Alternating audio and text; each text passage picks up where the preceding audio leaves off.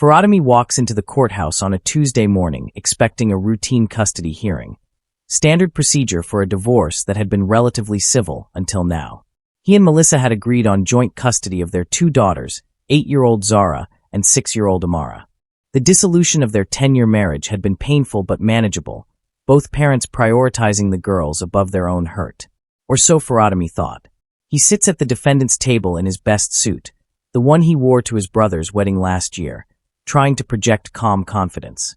His lawyer, Mrs. Adebayo, reviews papers beside him with a furrowed brow she's been wearing since they arrived. "Something's changed," she'd whispered when they saw the size of Melissa's legal team, 3 attorneys instead of the solo practitioner she'd been using. "Be prepared." Judge Okonkwo calls the session to order, and Melissa's lead attorney, a sharp woman in an expensive suit, stands with theatrical gravity. "Your Honor, we need to address serious allegations that have come to light regarding Mr. Adeyemi's fitness as a parent."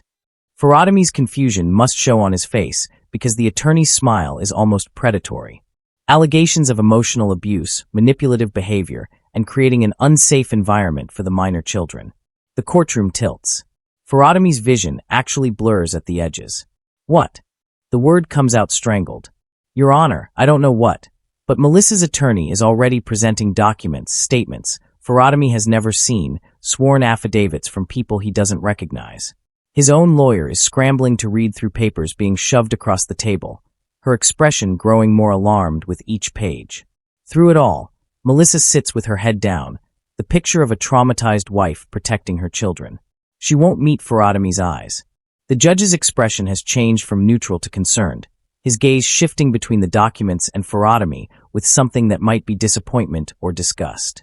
"Mr. Adeyemi, these are serious allegations. Do you have anything to say?" Faradami tries to speak, to explain, to defend himself, but his voice won't work properly. His throat has closed around panic and disbelief. In the hallway beyond the courtroom doors, he can see Zara and Amara with Melissa's mother, their small faces pressed against the window glass, confused and scared. They're watching their father being destroyed and don't understand why.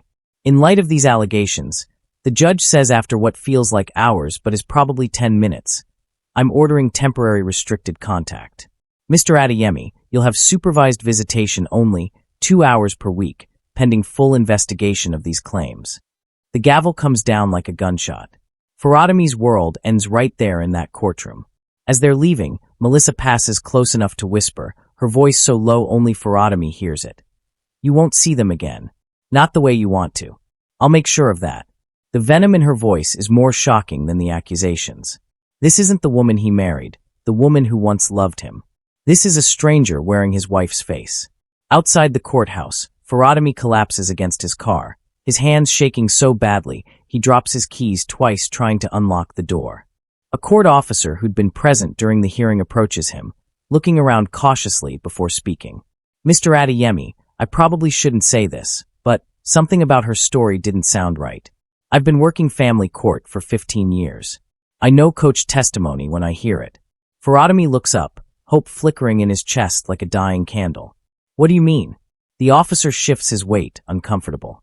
The way she answered questions. Too rehearsed. And she wasn't alone when she filed the initial report. There was a man with her. Not a lawyer, someone else. He kept whispering to her, helping her fill out forms. I remember thinking it was odd. "Who?" Faradami manages to ask. The officer shakes his head. "Don't know his name. But you might want to look into who's been around your wife lately. Court filings are public record. Check who's listed as witnesses, character references. Sometimes the truth hides in plain sight." Then he walks away, leaving Faradami standing there with the first thread to pull in unraveling Melissa's lies. That evening, Faradami begins investigating. He pulls court documents, reviews filing dates, and one name keeps appearing, Chuck Okafor, listed as a character witness. A reference for Melissa's fitness as a mother. Someone Faradami has never heard of in 10 years of marriage.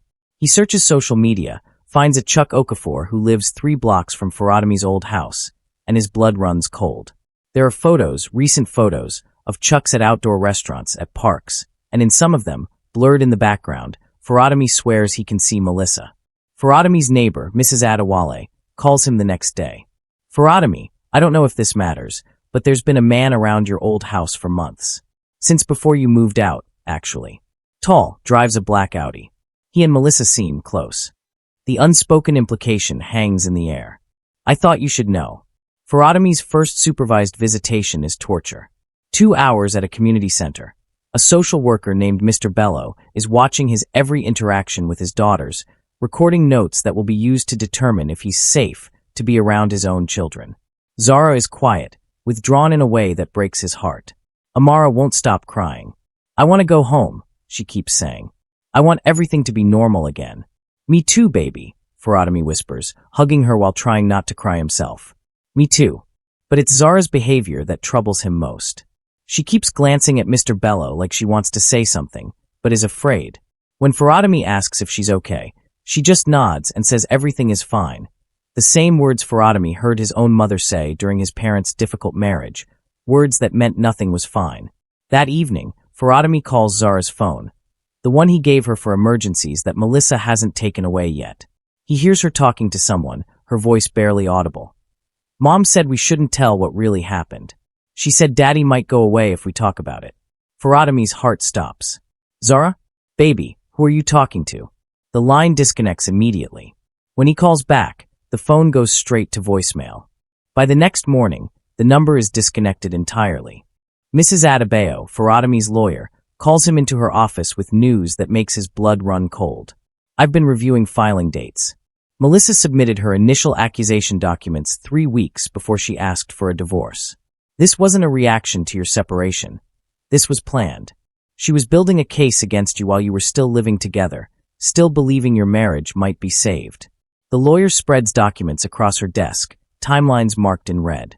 And look at this. During those same 3 weeks, someone named Chucks Okafor visited her repeatedly, according to building security logs I subpoenaed from your old apartment complex.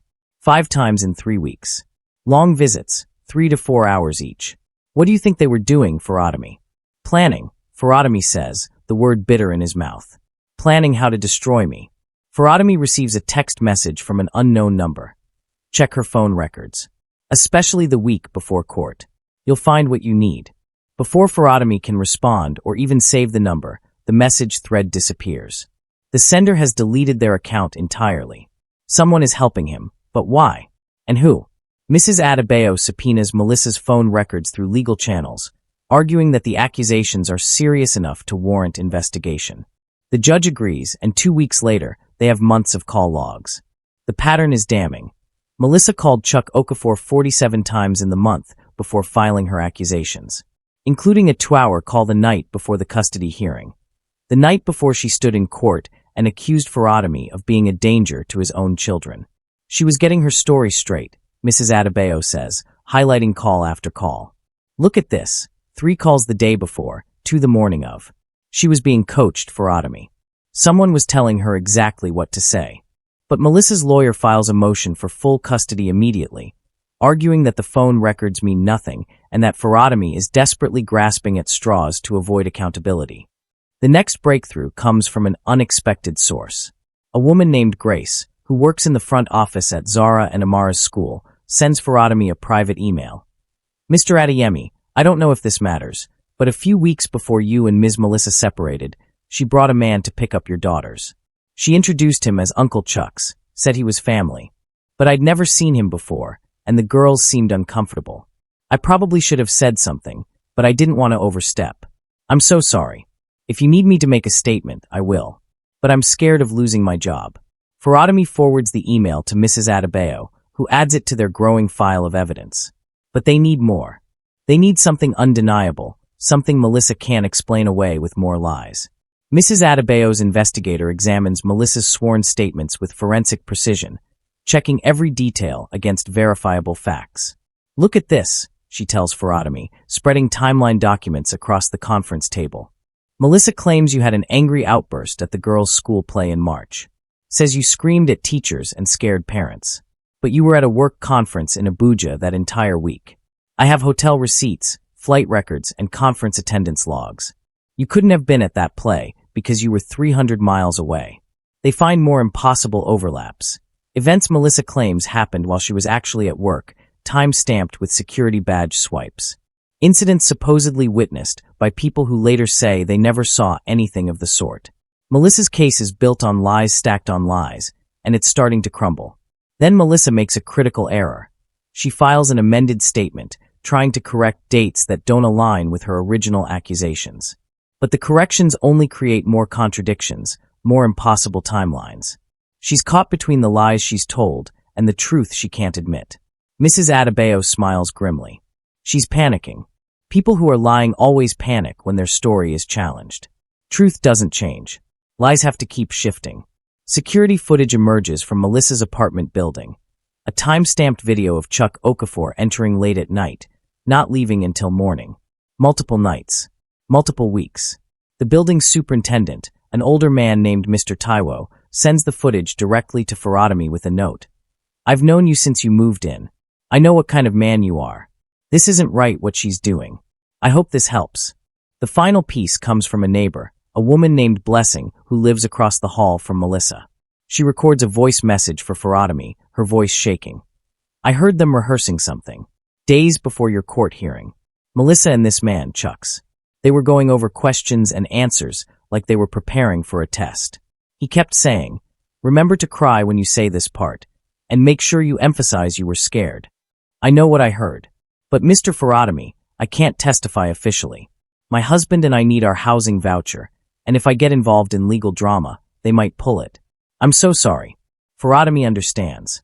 People who want to help but can't afford to get involved.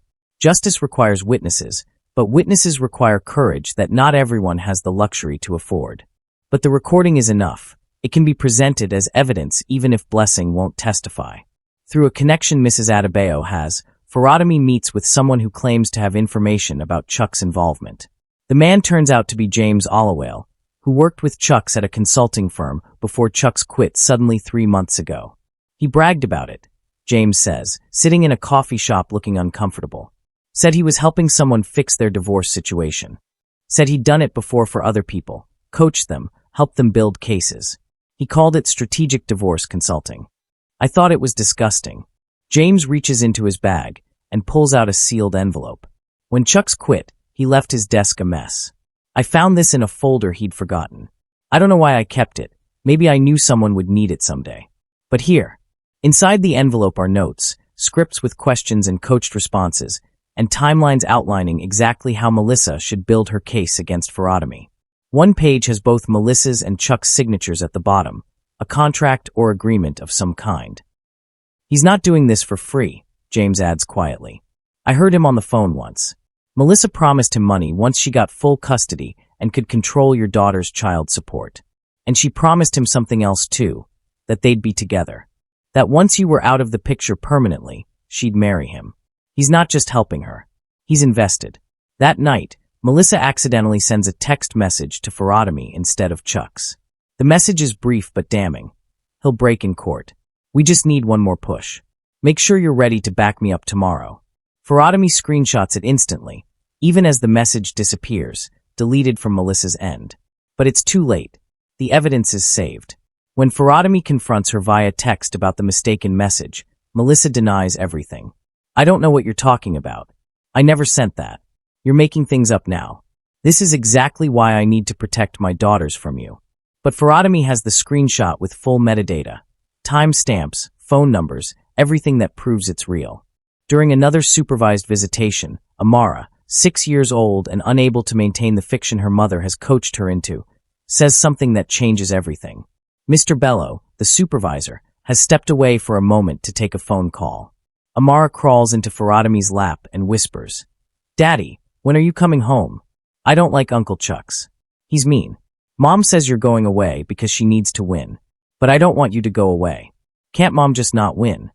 The words break Faradami's heart and give him exactly what he needs. When Mr. Bello returns, Faradami quietly mentions what Amara said. I'm not trying to bias the report, Faradami says carefully. But I think you should note that in your observations. My daughter just told me her mother is framing this as a competition that needs to be won. That doesn't sound like someone prioritizing children's well-being. Mr. Bello's expression is carefully neutral, but he writes extensive notes.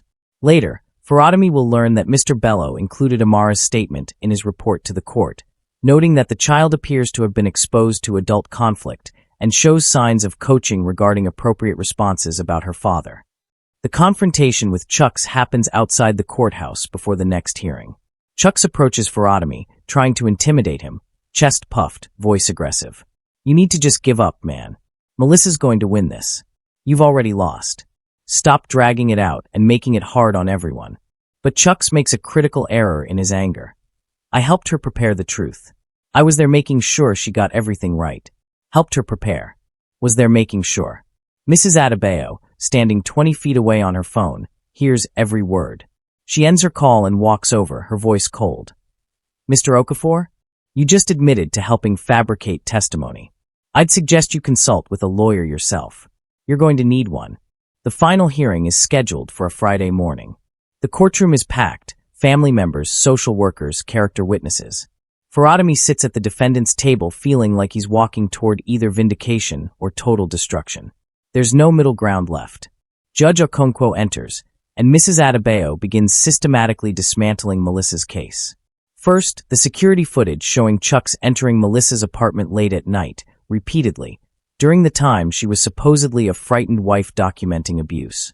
Then the phone records showed dozens of calls to Chucks, including the 2-hour coaching session the night before the original accusation. Melissa's face drains of color, but her attorney tries to spin it. "My client has a right to emotional support during a difficult time. Having a friend doesn't invalidate her claims." But then Mrs. Adebayo presents the document bag from James. The scripts, the timelines, the signed agreement between Melissa and Chucks outlining their plan to secure full custody.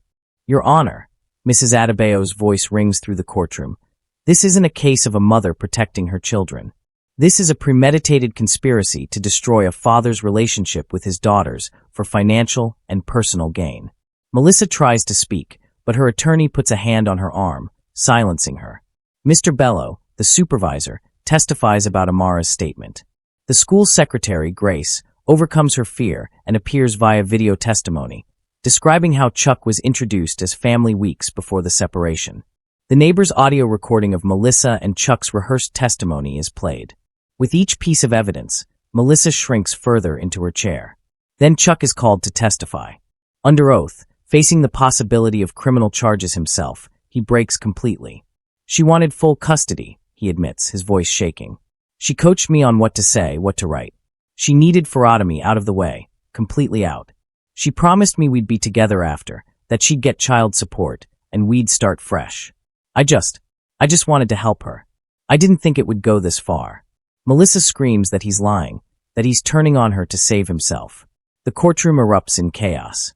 Judge Okonkwo bangs his gavel repeatedly, calling for order. When silence finally falls, his voice is like ice.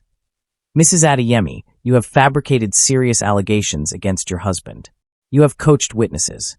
You have attempted to manipulate this court into separating a father from his children based on lies. Do you have any explanation for these actions?" Melissa has no answer that doesn't incriminate her further. Her lawyer looks like he wants to be anywhere else. The judge continues, "I'm ordering an immediate correction to custody arrangements. Primary custody will go to Mr. Faradami Adeyemi, with supervised visitation for Mrs. Melissa Adeyemi pending completion of parenting classes and psychological evaluation. Additionally, I'm referring this case to the district attorney for investigation of perjury and fraud charges." Melissa breaks down, sobbing, as Chuck is led out for questioning. In the chaos, Faradami sees his daughters in the hallway with his mother, who'd been called to take custody of them immediately. Zara and Amara are crying, confused, but when they see Faradami, they break free and run to him. He drops to his knees and catches them both, holding them while they cry against his shoulders. 6 months later, Faradami's small apartment has become a home. Zara's artwork covers the refrigerator. Amara's toys are scattered across the living room. There's chaos and noise and mess, and Faradami has never been more grateful for anything in his life. The girls are in therapy, working through the confusion and manipulation their mother put them through. Slowly, gradually, they're understanding that their father never abandoned them, that he fought through hell to get back to them. Melissa faces criminal charges and has been ordered to complete extensive counseling before she can have even supervised visits. Chuck's disappeared after his cooperation with prosecutors, reportedly moving to another state. The anonymous helper who sent those initial messages never revealed themselves, though Faradami suspects it might have been Grace from the school, or possibly someone else Melissa hurt in the past. One evening, Faradami gets a message from that unknown number again. Told you she'd slip. Truth always finds a way. Take care of those beautiful girls. Then the number vanishes again, leaving Faradami with confirmation that someone somewhere had been watching out for him all along. Faradami sits on his couch with a daughter on each side, watching a movie they've seen a dozen times. Zara leans against his shoulder. "Daddy, are you happy now?" she asks quietly. Faradami thinks about everything they've been through. The lies, the court battles, the months of supervised visits, the systematic destruction of his reputation. He thinks about how close he came to losing everything that matters. "Yeah, baby," he says, kissing the top of her head. "I'm happy now. We're together. That's all I ever wanted." Amara adds sleepily. "Mom said we couldn't be together. But she was wrong." Faradami doesn't respond to that. Someday, when the girls are older, they'll understand the full scope of what their mother did. But for now, they just need to feel safe and loved. They need to know their father will always fight for them, always protect them, always be there, no matter what lies the world tries to tell. Later, after the girls are asleep in their shared bedroom, they refuse to sleep separately after being reunited with their father. Faradami stands at their doorway watching them breathe. He thinks about the court officer who gave him that first hint, the neighbor who provided evidence despite her fears, the coworker who handed over Chuck's documents, and the anonymous helper who nudged him toward the truth. Justice required an army of people brave enough to speak up when lies seemed insurmountable. It required evidence and patience and a legal system that eventually listened to truth over fiction. But mostly, it required a father who loved his daughters enough to keep fighting even when everyone told him he'd already lost. Faradami closes their bedroom door softly and walks to his own room. On his nightstand is a photo from 2 years ago, before the divorce, before the accusations, when life was simpler. He and Melissa and the girls at the beach, all of them smiling, all of them believing in forever. Faradami looks at that photo for a long moment, then puts it in a drawer. Not thrown away. His daughters might want those memories someday, but removed from daily sight. Tomorrow is Saturday. They'll go to the park. Maybe get ice cream. Do normal things that once felt impossible. Build a life not defined by court battles and custody hearings, but by ordinary moments of love and laughter and healing. The scam almost worked. Melissa almost destroyed him. But truth, persistent and patient, had proven stronger than lies. Faradami turns off the light and listens to his daughter's gentle breathing through the thin apartment walls. This is his victory, not the court decision, not Melissa's consequences, but the simple, profound gift of being a father to his children. He didn't just win custody. He won back his life, his daughter's trust, and the future they all deserved. And in the darkness, just before sleep, Faradami whispers a prayer of gratitude for truth-tellers and patient lawyers, for judges who listen and children who eventually speak, for the long road of justice that bends, slowly but surely, toward what's right. His daughters are home. His name is cleared. His life, rebuilt from the ashes of betrayal, is his own again. That's more than victory. That's grace.